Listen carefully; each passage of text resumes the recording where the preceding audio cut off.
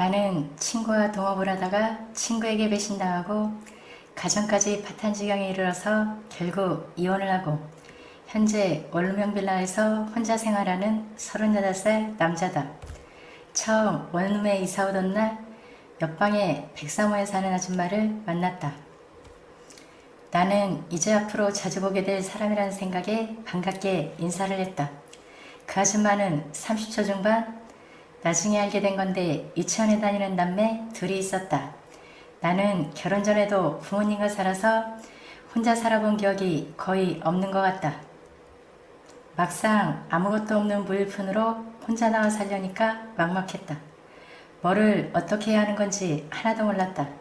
전기세며 쓰레기 버리는 거, 음식물 쓰레기 등등. 막막하고 한담해서 하루하루를 넋을 놓고 지내다가 이대로 죽을 순 없기에 다시 시작한다는 심정으로 처음부터 하나하나 알아가기 시작했다. 근처 슈퍼에 가서 쓰레기 봉투도 사오고 음식 재료도 사다가 밥을 해먹고 음식을 해먹기 시작했다. 그런데 난감한 게 음식물 쓰레기는 어떻게 처리하는 건지 도무지 모르겠다. 전에 살던 곳은 아파트라서 공동으로 버리는 것이 있었고 늘 아내가 있기 때문에 나는 전혀 알지 못했다. 그래서 이곳 사람들은 어떻게 버리나 유심히 관찰해보니 먼 조그만 통에 음식물 쓰레기를 담아서 내놓고 그 다음날 빈통을 다시 가져가는 거였다. 나는 또 궁금해지는 게 저 통은 어디서 났지? 혹시 집집마다 비치되어 있나? 하고는 집안을 여기저기 뒤져보았다. 싱크대며 신발장, 화장실, 세탁기 뒤에까지 없었다. 나는 도저히 안 되겠어서 백사모 아줌마한테 물어보러 백사모의 초인종을 눌렀다. 조금 있다 아줌마가 나오는데 첫날 이사 올 때보다는 좀 더 세련돼 보였다. 자세히 보니 이쁘진 않은데 매력 있는 얼굴이었다. 아줌마는 웃는 얼굴로 친절하게 가르쳐 주었다.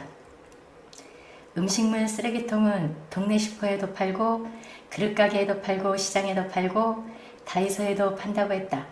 그리고 매주 월수금 아침에 음식물 쓰레기를 수거해 가니까 전날 저녁에 내놓으면 된다고 친절하게 알려주었다. 얼마나 고맙던지. 그 길로 나는 음식물 쓰레기통을 사다가 일요일 저녁에 밖에 내놓았다. 다른 사람들의 통 옆에 나란히. 내 건 핑크색이라 이쁘기까지 했다. 다음날 아침 음식물 쓰레기통을 가지러 갔는데 어라 이게 웬일? 내용물이 안 비워진 채로 그대로 있는 거다. 그래서 옆에 다른 집 뚜껑을 봤더니 다 비워지고 뚜껑까지 엎어져 있는 게 아닌가? 뭐지? 왜 내 거만 안 가져간 거지? 내용물이 뭐가 잘못됐나? 나는 다시 가지고 들어와서는 뚜껑을 열어보고 뭐가 잘못됐는지를 살폈다.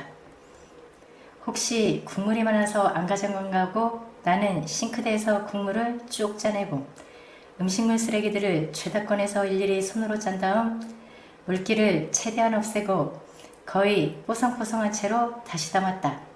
그렇게 하니까 양도 조금 줄어들었다. 아하, 이렇게 버리는가 보구나. 나는 다시 화요일 저녁에 음식물 쓰레기통을 밖에 내놨다. 다음날 어라? 또 안 가져갔네? 내 거만? 약이 오르고 짜증이 밀려오고 열도 받고 나는 따지려고 구청에 전화를 했다. 근데 오히려 망신만 당했다. 음식물 쓰레기를 버리려면 스티커를 사서 쓰레기통에 부착해야 한다는 거다. 나는 얼마나 창피하고 얼굴이 화끈거리든지 나는 그 즉시 동네 슈퍼에 가서 3리터짜리 스티커를 사다가 목요일 저녁에 또다시 내놨다.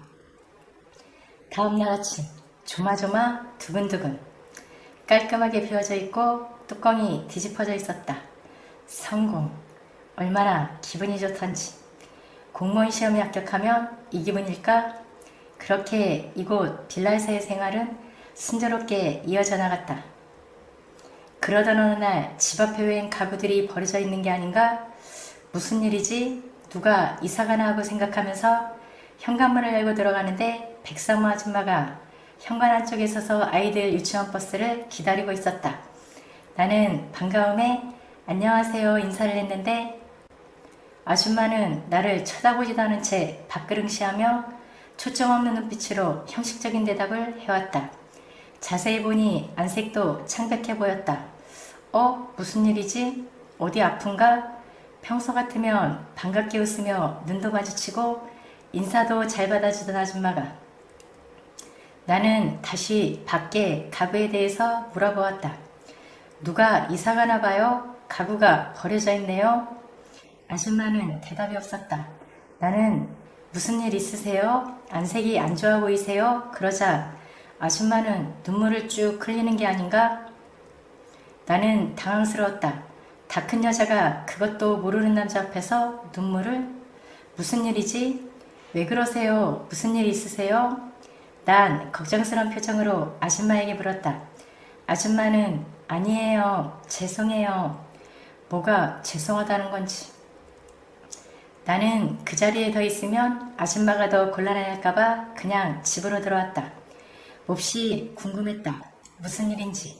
그냥 그 자리에 있다가 물어보고 올 걸 그랬나? 후회도 되고 암튼 난 궁금한 건 못 참는 성격이라 다시 그 아줌마를 만나야 될 것만 같았다. 근데 어떻게 만나지? 이제 뭐 물어볼 것도 없는데 가만히 그 집에 대해서 생각해보니 며칠 전부터인가 그 집 신랑차가 안 보였던 것도 같고 그 집 신랑과는 두어 번 눈인사만 한 사이라 얼굴은 잘 기억이 안 난다. 도대체 뭘까? 무슨 일이길래 그렇게 슬프게 보였을까? 안 되겠다.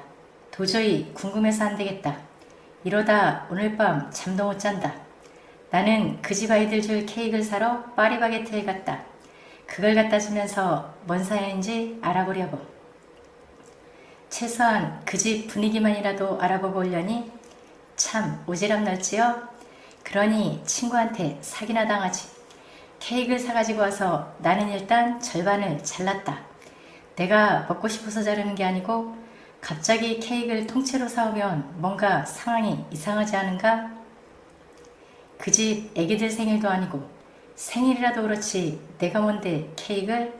그냥 누가 케이크를 사줬는데 나 혼자 다 못 먹으니까 애들하고 나눠 먹고 싶어서 가져온 것처럼 하기 위해서 반으로 자르는 거다. 그렇게 반토막의 케이크를 들고 그 집 초인종을 눌렀다. 문을 열면 재빠르게 집안을 둘러보고 빠른 판단력으로 분위기를 감지하리라 마음먹으면서. 근데 인기척이 없다. 밖으로 불빛은 새어나오는데 대답이 없다. 나는 다시 한번 초인종을 힘껏 눌렀다. 한참 후 아줌마가 나를 안에서 확인했는지 문을 열어주었고 막내 꼬마 아가씨가 쪼르르 지 엄마를 따라 나왔다. 자다 일어난 것처럼 보였다. 자세히 보니 잔 건 아닌 것 같고 아이들을 재우느라 같이 있었던 듯. 눈은 울었는지 부어 있었고 약간 충혈기도 있어 보였고 아줌마는 아이에게 케이크 상자를 전달하면서 들어가 있으라고 하고는 문을 닫고 문 밖으로 나와서 문 앞에서 내게 아까는 죄송했어요. 아닙니다. 제가 더 죄송했어요. 무슨 사연이신지도 모르고 눈치 없이 말을 걸어서. 아줌마는 내 방 쪽을 가리키면서 저 집에 누구 있나요? 저요? 아니요? 왜요? 난 순간 당황했다. 이 여자 뭐지? 왜? 뭐 좀 여쭤볼 게 있어서요. 남편분은요? 없어요. 예, 그러세요? 들어오세요. 나는 내 집으로 안내를 했다. 바로 옆이라 서너 발자국 거리. 아줌마는 잠시만요 하고는 문을 닫고 내 집 쪽으로 걸어온다. 그러고 보니 케이크 고맙다는 말도 안 하네? 아니, 내가 고맙다는 말을 듣고 싶어서가 아니라 평소 같으면 살갑게 엄청 고맙다며 웃어주는 여자였는데 얼마나 경황이 없길래 하는 생각이 들어서다. 그렇게 비번을 치고 같이 들어오는데 난 당황해서 얼른 치우고는 아줌마를 안내했다. 차 한잔 드릴까요? 뭐 드릴까요? 등글레, 자스민, 녹차, 커피 있어요. 전 괜찮아요. 난 내가 제일 좋아하는 자스민 차를 2잔 타가지고 소파에 앉았다. 무슨 일이세요? 난 궁금해서 기다릴 수가 없었다. 예? 말씀하세요. 도무지 종잡을 수가 없다. 이 여자가 무슨 얘기를 하려는 건지 서로 속내를 알 만큼 친하지도 않고 가까이 이렇게 오래 있어 보는 것도 오늘 처음이다. 저 남자들은 자기보다 20살이나 어려도 사랑을 느낄 수 있나요? 그건 왜? 사실은. 그러면서 또 눈물을 흘리기 시작한다. 뭐야, 이 여자 왜 이래? 한편으로는 무슨 사연인지 몰라도 우는 모습만 보면 너무 가엾다는 생각이 든다. 아마도 남편에게 무슨 문제가 있는 것 같다. 그것도 어린 여자와 바람? 내 예상이 맞았다. 그 여자 남편이란 사람이 21살짜리와 눈이 맞아서 처자식 버리고 자기 집만 챙겨서 집을 나갔다는 거다. 그래서 아줌마가 남편과 관련된 물건을 버리려고 내놓았던 거고. 나는 어떻게 위로를 해줘야 될지 몰라서 진심으로 내가 아는 모든 지식을 동원해서 아줌마를 위로해 주었다. 아줌마는 실컷 울고 난 뒤 속에 있는 걸 털어놓고 나니까 한결 마음이 편해졌는지 얼굴에 생기가 조금 도는 것 같았다. 나는 얼른 시원한 물을 한 컵 떠다가 속 좀 달래시라고 줬다. 그런데 이 아줌마 편해졌는지 농담을 한마디 건넨다. 냉수 먹고 속 차리라고요? 하하하 호호호. 우린 그렇게 웃으면서 어색했던 분위기를 바꿨고 그동안 아줌마가 살아온 얘기, 내가 살아온 얘기 이런저런 얘기를 하느라 2시간이나 훌쩍 지나가 버렸다. 아줌마는 문득 벽시계를 보더니 얼굴이 다시 창백해졌다. 아줌마는 허둥지둥 집으로 향했고 나도 덩달아 아줌마네 집으로 따라가고 있었다. 내가 왜 그랬는지는 모르겠다. 아마도 아이들이 걱정돼서 그랬던 것 같다. 아줌마네 집에 들어가 보니 집안은 깔끔하게 정돈되어 있었고 커다란 화분도 보였고 주방에는 그릇들이 깨끗하게 정리정돈 되어 있었다. 아줌마의 성격을 간접적으로 엿볼 수 있었다. 아줌마가 다시 보였다. 안방으로 가보니 케이크를 먹다가 둘 다 잠이 들어 있었다. 내 아이들은 아니지만 아이들 자는 모습은 정말 사랑스럽다. 천사들이다.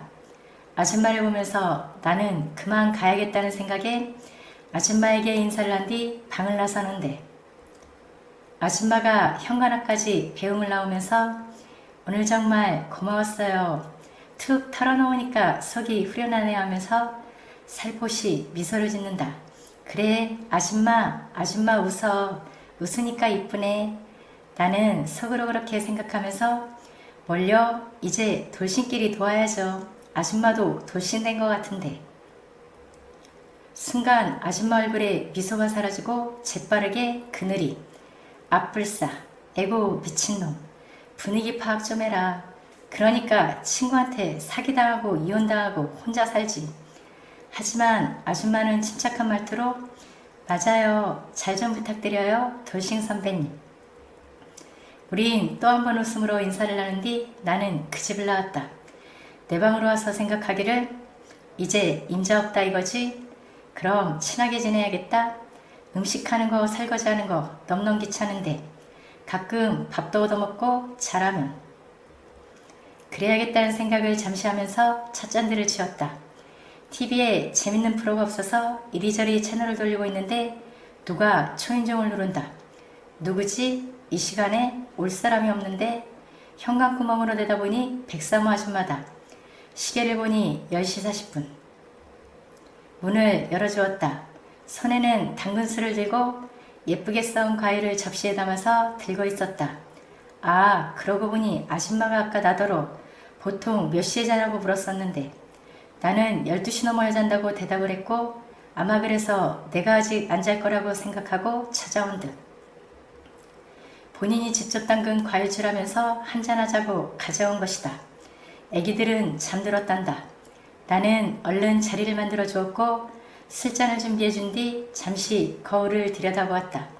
내가 왜 그랬는지는 모르지만 나도 모르게 잘 보이고 싶은 생각이 갑자기 들었다.